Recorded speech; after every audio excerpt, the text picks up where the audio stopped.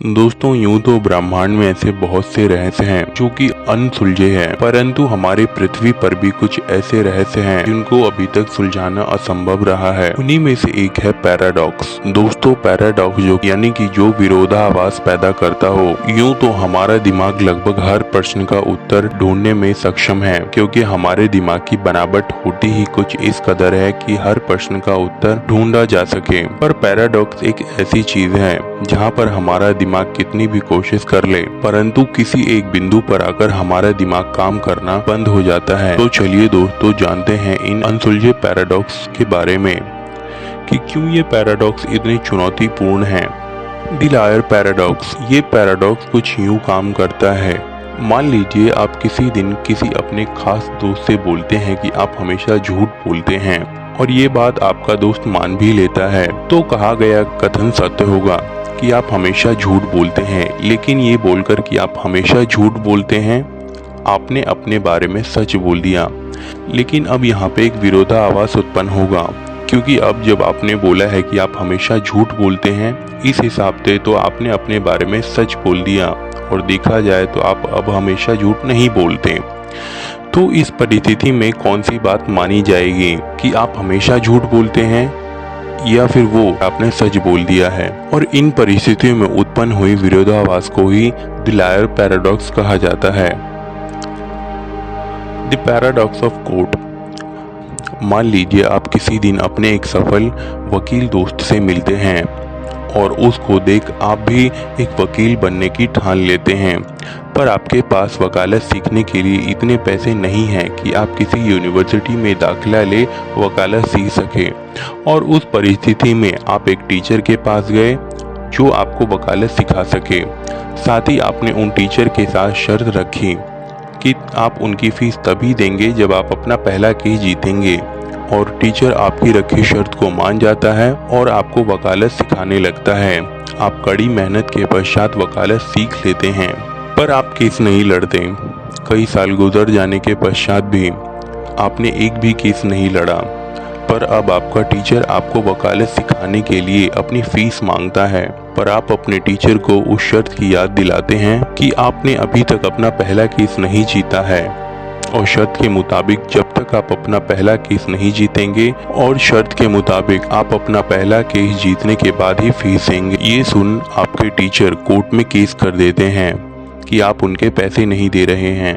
Court में पेशी होने के दौरान अपनी सारी दलीलें रखें। अब सोचने की बात यह है, अगर आपका टीचर केस जीत जाता है तो कानूनी तौर पर आपको उनके पैसे देने पड़ेंगे, और अगर आपका टीचर हार गया तो भी आपको शर्त के मुताबिक आप अपना पहला केस जीत चुके हैं और आपको अब पैसे देने होंगे। दोस्तों ये पैराडॉक्स सोचने में जितना आसान लगता है उतना है नहीं। पर अब आप सोच रहे होंगे कि चाहे आप जीते या हारे, दोनों परिस्थिति में आपको पैसे देने पड़ेंगे।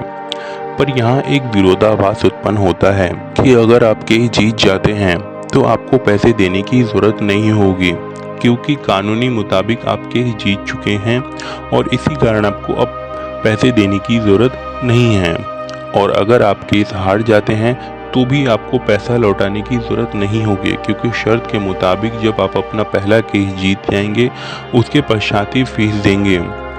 और इन दोनों ही परिस्थिति में विरोधाभास उत्पन्न होते हैं जो कभी ना सॉल्व होने वाले विरोधाभास बन जाते हैं। Omnipotence paradox. ओमनीपोटेंस पैराडॉक्स का मतलब होता है सर्वशक्तिमान। कहा जाता है कि सर्वशक्तिमान विरोधाभास यह मध्य युग की उत्पत्ति है। तो चलिए जानते हैं कि ओमनीपोटेंस पैराडॉक्स क्या है और ये कैसे काम करता है। जैसा हम सब जानते हैं कि भगवान सर्वशक्तिमान है। मान लीजिए आप हर रोज पूरे मन के साथ भगवान की आराधना करते हैं, और एक दिन भगवान आपकी उस आराधना से प्रसन्न होकर आपको एक वरदान मांगने को कहते हैं। अब ऐसे में आपने भगवान को कहा कि आपको एक ऐसा पत्थर चाहिए जो दुनिया का सबसे शक्तिशाली पत्थर हो, जिसको दुनिया की कोई भी ताकत उठा न सके, खुद भगवान भी।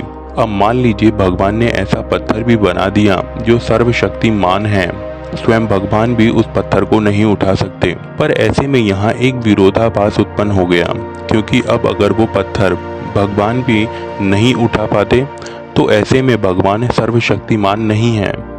क्योंकि वो अपने ही द्वारा बनाए पत्थर को नहीं उठा पा रहे हैं। और अब अगर उन्होंने उस बने हुए पत्थर को उठा लिया तो भी भगवान सर्वशक्तिमान नहीं है, क्योंकि भगवान ऐसा पत्थर नहीं बना पाए जो कि दुनिया का सबसे सर्वशक्तिमान पत्थर हो। इन परिस्थितियों में ओमनिपोटेंस पैराडॉक्स उत्पन्न हो जाएगा, क्योंकि भगवान ऐसा पत्थर बना ही नहीं पाए जो कि सर्वशक्तिमान हो, जो स्वयं भगवान से भी नहीं उठा सके। और इस परिस्थिति में ओमनिपोटेंस पैराडॉक्स उत्पन्न हो जाएगा।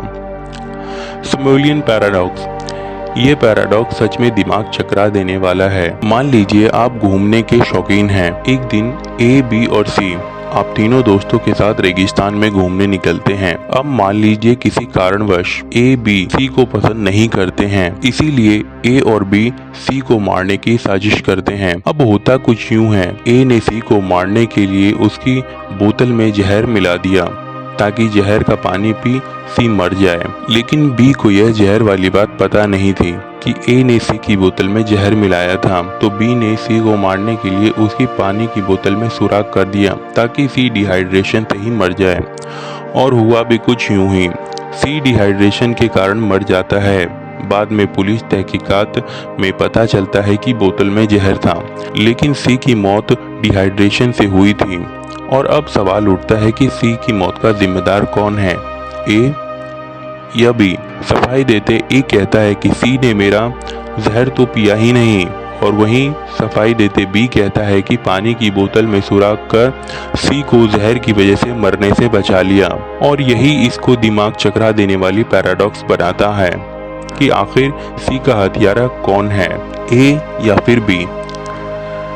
ग्रैंडफादर पैराडॉक्स, ये पैराडॉक्स बहुत चर्चित पैराडॉक्स है, क्योंकि ये पैराडॉक्स टाइम ट्रेवल से जुड़ा है। मान लीजिए किसी दिन आपको एक ऐसी मशीन मिल जाती है जो आपको समय यात्रा करवा सकती हो, और होता कुछ यूँ है कि आप उस मशीन का इस्तेमाल करते हैं और अपने भूतकाल में चले जाते हैं। किसी कारणवश आपकी लड़ाई एक व्यक्ति से हो जाती है और आप गुस्से में आकर उस व्यक्ति को जान से मार देते हैं, और बाद में आपको पता चलता है कि जिसको आपने मारा है वो आपके दादाजी हैं। इस परिस्थिति में एक सवाल उठता है कि अगर आपने अपने दादाजी की ही हत्या कर दी तो अब आपके पिताजी का भी जन्म नहीं हो पाएगा, और जब पिताजी का जन्म नहीं हुआ तो आपके खुद का अस्तित्व भी खतरे में पड़ जाएगा। अब विरोधाभास कुछ यूं उत्पन्न होता है कि अगर आपने अपने दादाजी को ही मार दिया तो समय यात्रा कर भूतकाल में जो व्यक्ति गया वो कौन है?